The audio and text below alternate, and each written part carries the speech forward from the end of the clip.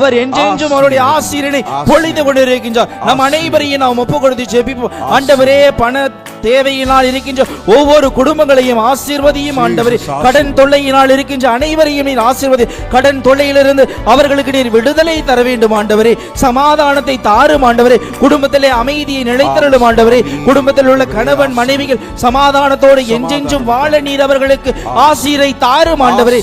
எந்தவித பிரச்சனையும் இல்லாமல் அவர்கள் ஒவ்வொரு நாளும் அமைதியோடு வாழ வேண்டுமா ஜெபிக்கிறோம் ஆண்டவரே. கத்தோலிக்க குடும்பங்கள் அனைவரும் உமது பிரசன்னத்தால் உமது வழி நடத்ததினால் உம்மிலே நம்பிக்கை கொண்ட கிறிஸ்தவர்களாக என்றென்றும் வாழ்ந்து அவர்கள் சாட்சி உள்ளவர்களாக விளங்க வேண்டுமா ஜெபிக்கிறோம் ஆண்டவரே. இயேசு கிறிஸ்துவே, குழந்தைகளை ஒப்பு கொடுத்து ஜெபிக்கிறோம் ஆண்டவரே. குழந்தைகளை ஆசீர்வதியும் ஆண்டவரே. எதிர்கால கிறிஸ்தவர்கள் அவர்கள் தானே ஆண்டவரே.